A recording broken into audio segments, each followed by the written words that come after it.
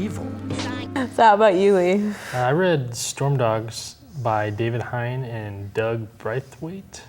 It's number one of, I believe, 5 or 6. Yeah, it was really solid. It's a sci-fi story about 2 Union detectives who get sent to this backwater planet to investigate some murders. There's all these monsters come out of nowhere. Kind of an Old West Firefly feel to it. And some weird intimations that, the weave, whatever the internet is in the future. And I have no idea what it's about or what's going to happen, but it's pretty cool. It does feel really Firefly-esque. It has that idea of these central Union planets, or whatever they are referred to here, as being very high-tech, cutting edge, and then they go out to the border planets where everything's kind of weird and a lot of people die mysteriously and there's not a lot of industry. And they can't hang out in the rain because it's acid rain. That's one of the reasons I really love this, is the ecology they developed on this planet that they fall on is really uniquely developed. Acid rain, so all of the indigenous life forms don't care about the rain because they've all been evolved for it. But then all the humans burn up if they go outside. That's really acidic rain. Yeah.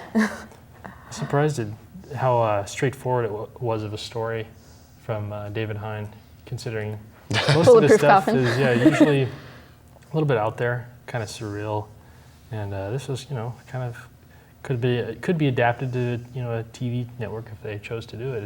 It's got enough procedural detective story in it, along with your science fiction elements and your big fighty monsters. So it was a good comic. Reptile, dinosaur, bird, something monsters. It was I'm crazy. excited. I want to see some more of these monsters. I'm excited to borrow it. That's what I did. Now.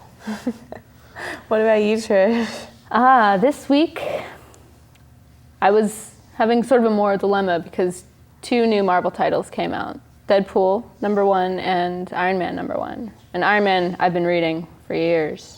Greg Land. Which is still written very well. This new team is writing it really well. They've brought in the elements of Extremis, which they plan to use in Iron Man 3, so they're sort of refamiliarizing the everyday Marvel consumer about topics that are going to be relevant to the movie. Hey, remember Robert Downey Jr.? He's going to be back again. Yeah, that guy. Everybody seemed to really like him. But yes, the art is Greg Land, and especially since you guys have been bringing it up so often, I'm very much more noticing that I'm seeing all the same faces that I've been seeing, drawn slightly differently, but they all look the same. Yeah. So I was kind of torn because the art's pretty Did we ruin it for you? terrible, but the story is still pretty good. It is a well-written issue. I really liked how the dialogue, and I liked the flow of the story, what elements he's bringing into it so far, at least for #1. But Greg Land's art just... Every male has a haggy smile. Yeah, oh man, the fake... Yeah, it's very creepy. Imagine if I did a whole episode of... Yeah. You guys would not hang out with me anymore. Well, it was creepy. It's sad for me because Kieran Gillen has been writing Journey into Mystery, which was like my favorite Marvel book for a really long time. And I wanted to read this, and I was like, no, I can't do it. I can't buy a Greg Land comic. I just can't. But Kieran Gillen did a really good job of expressing Tony Stark as Tony Stark would be. And I think Kieran Gillen does that really well, is he knows the personalities of the Marvel characters he's writing to the point where it's believable and you feel like it's the character talking. It's not some guy just, Yeah, but Greg Land still makes Tony Stark look like a cheeseball asshole Spanish soap opera superstar or something.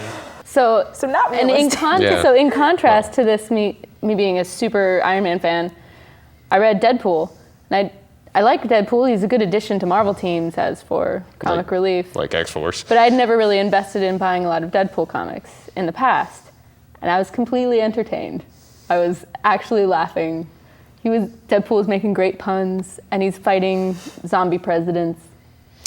So overall, I had a lot more fun reading the Deadpool this past week. So. Yeah, I think Brian Posehn is co-writer on that. Yeah, he is, and you can tell. I can tell. He helped a lot in, the horrible puns and all. No, the they weren't Deadpool. horrible though. They were Horrible actually in a really great good. way. Well, and Horrible in Tony the Tony best Moore way. does a great job drawing this issue. Yeah. I thought. I It think he is, does yeah. just the complete slapstick Deadpool humor that you need. He makes like, the entrance in the comic by cutting himself out of the stomach of a monster. brilliant.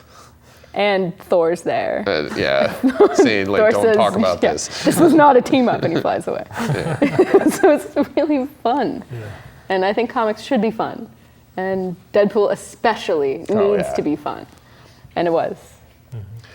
And I still can't figure out which cover to buy. Because they were both really good. Well, it's you not could- fair to pit Scotty Young against Jeff Darrow. And Yeah, that Jeff Darrow cover was pretty fantastic with begging all the for kitties. $8. That was the one with the kitties, and it's just like just hail of bullets everywhere, and you got bullet casings just flying. Young. Hey, I bought them both. Tiny Whatever. Deadpool face. I bought them both. I don't care. Screw you. That was on the cover.